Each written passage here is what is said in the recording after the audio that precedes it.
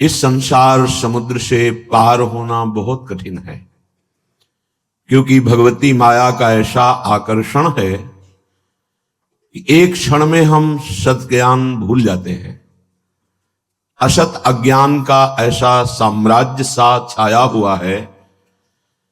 सत संकल्प करते हैं कि आज के बाद हम ऐसा नहीं करेंगे, पर विवश होकर के फिर माया हमसे वैसा ही करा देती है जो नहीं करना चाहिए। उसके लिए हमें अध्यात्म बल की आवश्यकता है। अध्यात्म बल बड़े कृपा पात्रों के हृदय में जागृत होता है। कृपा हमारे ऊपर है, पात्र हमें बनना है। कृपा ना होती तो मनुष्य देह न मिलता, साधु संग न मिलता, धाम आने को न मिलता, नाम लीला रूप प्रभु के सिद्धांत ये सुनने को न मिलता।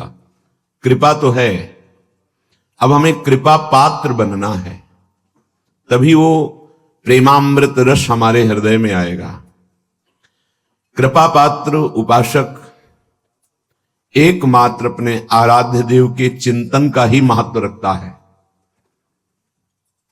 उपासक के अंदर ये प्रश्न नहीं आना चाहिए कि हमें 6 महीना 1 वर्ष हो गए नाम जप करते हुए, कोई हमें परिवर्तन तो नहीं दिखाई दे रहा। 1 महीना अगर हम नाम जप कर रहे हैं या 1 वर्ष नाम जप कर रहे हैं तो ये सत चिंतन है। सत चिंतन कभी व्यर्थ नहीं होता। तुम्हें पता नहीं है कि तुम्हारे कितने अशुभों का नाश कर चुका है नाम, यदि वास्तविक आप जप रहे हैं। संचित कर्मों को पहले भस्म करता है नाम।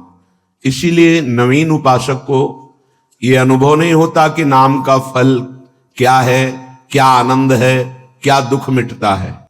इसलिए प्रार्थना है आप अपने अज्ञान के कारण कहीं नाम जपना ना छोड़ दे कि जब से नाम शुरू किया हमें कोई लाभ नहीं दिखाई दे रहा, हमें नौकरी नहीं मिल रही, हमारा काम नहीं बन रहा, हमारे दुख नहीं मिट रहे और दुख बढ़ रहे हैं। ऐसा आपको माया अनुभव कराएगी। पर आपको दृढ़ विश्वास रखना है सदगुरुदेव के वचनों में, शास्त्र वचनों में, संत वाणी में। इसी विश्वास के सहारे हम अध्यात्म बल से युक्त हो जाते हैं। नहीं तो जब हम नाम जप करते हैं तो सबसे पहला काम नाम का होता है गोदाम में आग लगाना। जो हमारे संचित कर्मों का शुभ अशुभ गोदाम है उसको भस्म करता है। अब ये बात पता नहीं है तो वो वर्तमान में तत्काल फल देखना चाहता है कि हम नाम जप किए तो हमारी सारी कामनाओं की पूर्णता हो ही जानी चाहिए। नहीं, नाम जप का फल क्या हुआ, वो ऐसा सोचता है। पर ऐसा नहीं है। नाम जप सबसे पहले अशुभों का नाश करता है, फिर शुभ फंसाने वाले जो होते हैं वो उनका भी नाश कर देता है। इसके बाद क्रियमाण पूरा परम पवित्र करके भगवद अर्पित कराता है, प्रारब्ध भोगने की सामर्थ्य देता है।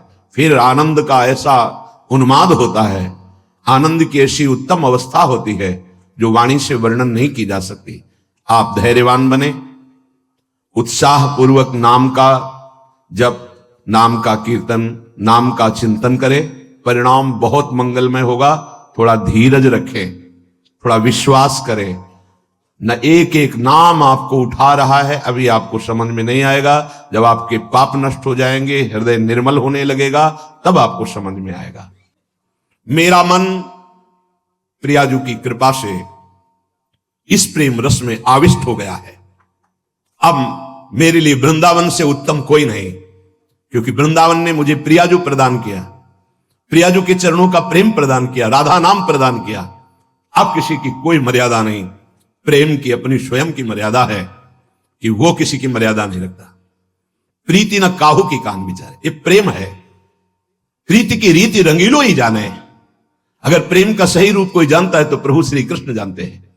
इसलिए वो मर्यादा पुरुषोत्तम के रूप में जब अवतरित हुए तो एक एक मर्यादा का पालन। और जब लीला पुरुषोत्तम प्रेमावतार श्री कृष्ण चंद्रजू, तो महाराज की लीलाओं को समझना सदगुरु की चरण शरण में बैठकर भी हो सकता है। जो रसिक हैं, जो लाडली लाल के रस में डूबे हुए रसिक सदगुरुदेव हैं, उनके चरणों के समीप बैठकर ही इनकी लीला समझ सकते हैं। नहीं, इनकी लीला बड़े बड़े मुनियों के लिए भी अगोचर ही है। न देवैर ब्रह्मादेर न खलु हरि भक्तैर न सुहृदा, ये स्वयं बांके हैं, इनकी लीला भी बांकी है। ये बाकी की बाकी लीला को जिसका कहीं कुछ बाकी नहीं रह गया वही समझ सकता है। कोई भी चाह, कोई भी लालसा यदि बाकी है तो बाकी की लीला को नहीं समझ सकता। जिसका हृदय समस्त कामनाओं से, इच्छाओं से रहित हो चुका है और प्रेम रस का रसिक हो गया है, वो इनकी लीलाओं को जानता है। श्रीपाद कह रहे, ये मैंने इसलिए कहा कि मेरा मन श्यामा श्याम के प्रेम में अब प्रवेश कर गया है और ये प्रेम पंचम पुरुषार्थ है। तो उपासक को बड़ी कृपा यदि वृंदावन धाम आने को मिले, आश्रय मिले, वास करने को मिले, उसमें विशिष्ट कृपा की सत्संग मिल जाए। सत्संग से हमारे समस्त संशयों का नाश हो जाता है और हृदय दृढ़ हो जाता है कि अब मैं मुक्त होना चाहता हूं। जीवन मुक्त महापुरुष ही प्रेम में प्रवेश होता है, ध्यान रखना। प्रेम रस तभी प्राप्त होता है, पहले प्रेम जीवन मुक्त करता है, तत्वबोध कराता है। सर्वान वस्तु तया निरीक्ष परम स्वाराध्य बुद्धिर्मम, जो उपनिषद कहते हैं सर्वं खलमिदं ब्रह्मणे नानास्ति किंचन, इसका पहले बोध होता है, फिर प्रेम रस प्राप्त होता है। जीवन मुक्त करके विदेह स्थिति से फिर वो प्रेम प्रदान करते हैं। जैसे पांचों भूले देह शुद्धि, ये विदेह स्थिति है, तब छठे भावना रास की, तब वो भावना में प्रवेश करता है। इतनी ऊंचाई हम अपने साधन बल से नहीं प्राप्त कर पाते, ये गुरु कृपा बल से। तभी कहा है रे मन रसकन संग बिन रंच न उपजे। एक साधारण बिना साधन जानने वाले को भी प्रिया जो मिल गए, क्यों? क्योंकि सीधे रसिक कृपा और आसक्ति मेरी लाडली मेरी प्रियाजू। वो दुनिया के शास्त्रों का परिचय नहीं जानता, सिद्धांतों का परिचय नहीं जानता, बस उसके हृदय में एक बात बैठ गई, मेरी प्रियाजू, मेरी स्वामिनी, मेरी प्राण प्रिय सखी, लाडली जू, बात बन गई।